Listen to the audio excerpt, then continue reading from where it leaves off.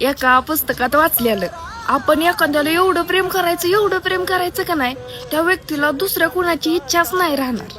पण खरं सांगू का, हे सगळे खोट्या गोष्टी आहेत बरं का.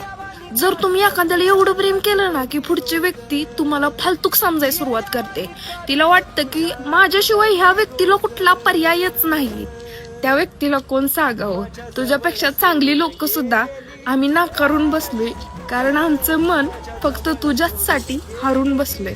नाही बघितला कधी स्वार्थ, नाही कळलं कधी आम्हाला कुठली गोष्ट. पण एक गोष्ट ध्यानात ठेव, स्वतःची काळजी घ्यायचं कधी आम्हाला जमलंच नाही ग. आयुष्यात चांगली गोष्टी होत्यात, वाईट गोष्टी होत्यात, त्याला काही ना काही कारण असतेच ना. पण जेव्हा मी तुझ्याकडे बघायचं का नाही, तेव्हा मला असं वाटायचं तू फक्त माझीच आहे, आणि तुझ्या डोळ्यामध्ये पण मला तीच जादू दिसायची. पण काय माहिती माझी परिस्थिती आडवी आली काय माझा कलरच नाही चांगला.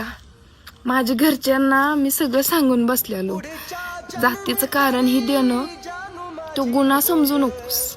मला माहितीये ज्याला प्रेम करायचंय ना, तो माणूस मरू पण शकतो. मला माहितीये तुला माझ्यापासून काय फायदा नाही ना, म्हणून माझ्यापासून लांब आहे. त्याला काय तू चुकीच समजू नको. जाऊ दे, तू तुझी काळजी घे आणि आनंदी राहा त्या दुसऱ्या व्यक्तीसोबत जिच्या समोर मी स्वतःला हरवून बसलो.